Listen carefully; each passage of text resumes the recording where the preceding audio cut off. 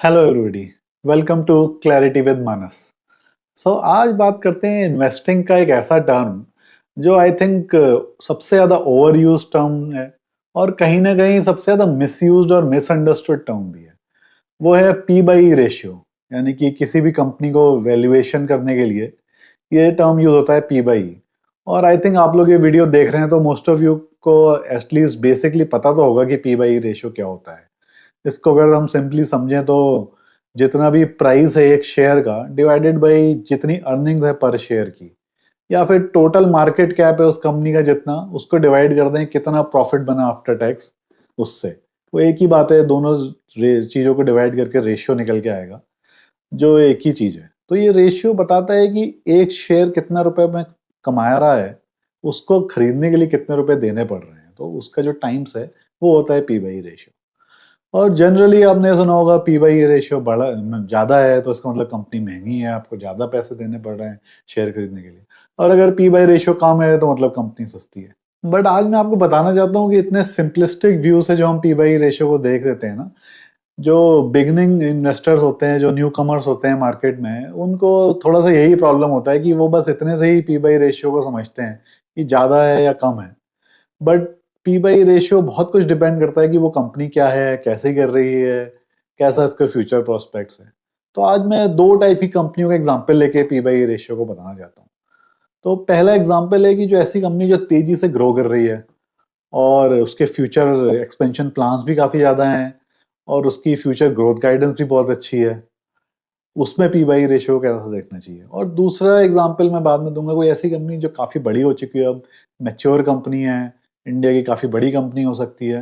But उसकी growth जो है अब काफी कम हो चुकी है, उसमें कैसे हम पी बाई रेशियो को देखेंगे। तो जो पहली कंपनी है जो बहुत तेजी से ग्रो कर रही है, उसमें हमेशा ध्यान रखिए कि जो मैंने पहले भी बोला है, शेयर मार्केट हमेशा फ्यूचर के बारे में देखता है और फ्यूचर को देखते हुए ही आज की चीजों को डिसाइड करता है कि फ्यूचर में क्या एक्सपेक्टेशंस है। तो एक ग्रोइंग कंपनी का पी बाई रेशियो हमेशा ज्यादा रहेगा क्योंकि वो डिपेंड करता है कि उस कंपनी की ग्रोथ क्योंकि बहुत ज्यादा है, तो मार्केट में हर कोई देख रहा है कि आज की उसका जो प्रॉफिट है वो नहीं देख रहा है, आज से 6 महीने बाद, 1 साल बाद, 1.5 साल बाद कितना उसका प्रॉफिट होगा, उसके हिसाब से उस कंपनी को वैल्यूएशन कर रहा है। तो एक ग्रोइंग कंपनी का आप जब भी पी निकालेंगे ना, अगर आप करंट प्राइस को आज के प्रॉफिट से डिवाइड करेंगे तो आपको ज्यादा ही लगेगा। बट आपको इसका हमेशा फॉरवर्ड पी निकालना है। फॉरवर्ड पी का मतलब है कि आज से 6 महीने या एटलीस्ट मिनिमम 1 साल बाद, क्योंकि 1 साल बाद तक का फिर भी आप कुछ एस्टिमेट कर सकते हैं प्रॉफिट कितना होगा। तो आज से 1 साल बाद उस कंपनी का कितना प्रॉफिट होगा, एनुअल प्रॉफिट कितना होगा आज से 1 साल बाद, उसको आप एस्टिमेट करिए किसी तरीके से और उससे पी बाई निकालिए। अब 1 साल बाद का प्रॉफिट को एस्टिमेट करने के कई सारे तरीके हो सकते हैं, कंपनीज गाइडेंस देती हैं,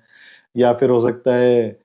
ये सेक्टर कैसा चल रहा हो, या गाइडेंस नहीं भी दे रही हो तो कौन कॉल में क्या बोलती है कंपनी कि हाँ हम इतनी जो ग्रोथ चल रही है उसी को सस्टेन करना चाहते हैं या इस ग्रोथ को और बढ़ाना चाहते हैं, उस कंपनी का पास्ट ट्रैक रिकॉर्ड कैसा रहा है, क्या वो ग्रोथ को कंटिन्यूसली बढ़ा रही है। काफी सारी तरीकों से हर किसी का देखिए गेस्टिमेट ही है, कोई मार्केट कभी भी कोई सर्टन नहीं है कि कितना होगा 1 साल बाद का प्रॉफिट, बट एक गेस्टिमेट आपको करना है कि 1 साल बाद कितना हो सकता है और उसके हिसाब से आज का प्राइस का जस्टिफाइड लगता है नहीं लगता है। तो हो सकता है आज का पी बाई रेशियो 70, 80, 90, 100 लग रहा हो, जो हो सकता है ज्यादा हो, बट अगर कंपनी की एक्सपेक्टेशन है कि वो 40, 50% से ग्रो करेगी तो 1 साल बाद का जो पी है वो 40, 50 भी दिख सकता है, जो कि उतना ज्यादा नहीं है। और जो कंपनी ग्रो कर रही है कि कैसा ग्रो करेगी और 1 साल बाद कितना हो सकता है, इसको एस्टिमेट करने के लिए आपको कॉन कॉल को सुनना, कंपनी के प्रेजेंटेशंस को पढ़ना और पास्ट में कंपनी ने जो बोला कॉन कॉल्स में क्या उसको अचीव किया कि नहीं किया, इन सारी चीजों पे डिपेंड करता है। तो जितना ज्यादा प्रोबेबिलिटी होती है, मार्केट को लगता है कंपनी अपने ग्रोथ को अचीव करेगी, उतना ज्यादा ही उसको पी मिलता है। और होता क्या है कि अगर आज से कंपनी का प्रॉफिट अच्छा आने लगा और उसका पी बढ़ने लगा, तो अगर अगले क्वार्टर उसकी ग्रोथ और बढ़ गई, जैसा उसने बोला था उस वैसे ही परफॉर्म कर दिया या उससे थोड़ा सा और बेटर परफॉर्म कर दिया, तो कंपनी का पी और बढ़ जाएगा, तब प्राइस और बढ़ जाएगा और कई क्वार्टर्स तक अगर ये ग्रोथ चलती रहेगी तो जो है ये पी बाई रेशियो बढ़ता ही रहेगा। और इस टाइप की ग्रोथ कंपनीज में ना, अगर आप एज अ वैल्यूएशन के पॉइंट ऑफ व्यू से सोचेंगे कि थोड़ा स्टॉक सस्ता हो जाए तब मैं इसे खरीदूं, तो शायद हो सकता है आपको मौका मिले ही नहीं लॉन्ग टाइम तक, क्योंकि जैसे जैसे ग्रोथ बढ़ती रहेगी या फिर कंपनी की ग्रोथ अगर सेक्टर लीडिंग ग्रोथ है कि सेक्टर में सबसे ज्यादा वही ग्रो कर रही है, तो उसका पी बढ़ता ही रहेगा हर क्वार्टर। और जनरली होता क्या है, अगर आप एज अ वैल्यू इन्वेस्टर ऐसी कंपनीज को देखते हैं ना, तो कई बार आप लास्ट में जाके फंस जाते हैं कि कंपनी का पी तो बड़ा ज्यादा दिखता रहता है जब तक ग्रोथ चलती रहेगी, और हो सकता है 2 3 4 साल की अच्छी ग्रोथ के बाद हो सकता है कि वो कंपनी फिर ग्रोथ कम होना शुरू हो जाए। और जैसे ही हाई ग्रोथ कंपनी ना की ग्रोथ कम होना शुरू होती है, क्योंकि सिंपली कुछ नहीं तो ये भी हो सकता है कि उसका साइज ही बहुत बड़ा हो चुका है, उससे पहले वो नई नई ज्योग्राफीज में वेंचर आउट कर रही थी, नए इलाकों में जा रही थी, नए प्रोडक्ट्स लेके आ रही थी, बट हो सकता है अब मार्केट ही उसका कुछ हद तक मैच्योर हो गया और कहीं तक तो ग्रोथ उसकी कम होगी। तो अगर एक हाई ग्रोथ कंपनी जो 30 40 50% से बढ़ रही थी, धीरे धीरे आके कभी कौन कॉल में बोल दे कि अब हमारी ग्रोथ जो है 20% होगी, या फिर उसकी क्वार्टर में अपने आप ही ग्रोथ 20% हो जाए और कंपनी इस टाइप की कुछ इंडिकेशन देना शुरू कर दे, फिर उसका पी कॉन्ट्रैक्ट होना शुरू हो जाता है, क्योंकि फिर मार्केट 1 साल बाद 2 साल बाद का सिनेरियो देखने लगता है कि कंपनी की ग्रोथ अब कम हो गई है, अब इसका सेल्स और प्रॉफिट आज से 1 साल बाद 2 साल बाद उतना नहीं होगा जो अभी तक हम सोच रहे थे। तो उसका पी फिर कॉन्ट्रैक्ट होना शुरू हो जाता है, और जो 100 70 80 का पी होता है वो फिर 40 60 70 80 50 आने लगता है। और यहाँ पर आगे जो आदमी वैल्यू इन्वेस्टिंग या सस्ता स्टॉक खरीदने जाता हूँ वो सोचता है तो आगे फंस जाता है, क्योंकि वो देखता नहीं कि ग्रोथ एक्चुअली अब कम होती जा रही है, और जैसे जैसे ग्रोथ कम होती जाएगी इसका पी कॉन्ट्रैक्ट होता रहेगा, और कहीं पे जाके हो सकता है 40 50 में जाके सेटल हो, और आप तब तक 50% स्टॉक डाउन हो चुका है और आप उसको एवरेजिंग ही करते रह जाए। तो ये पहला एग्जाम्पल था पी बाई रेशियो का। दूसरा एग्जाम्पल पी बाई रेशियो का हम देखते हैं एक ऐसी कंपनी जो कि काफी बड़ी हो चुकी है, हो सकता है इंडिया की लीडिंग कंपनी हो in terms of size and market cap उस सेक्टर में, और उसकी ग्रोथ अब नॉर्मल ग्रोथ है, बढ़ती नहीं है बहुत ज्यादा, और हो सकता है वही जीडीपी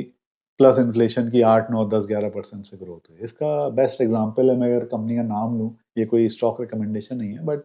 हमारी फेवरेट है हिंदुस्तान यूनिलीवर, जो इंडिया की सबसे बड़ी एफएमसीजी कंपनी है, सभी उसका प्रोडक्ट यूज करते हैं,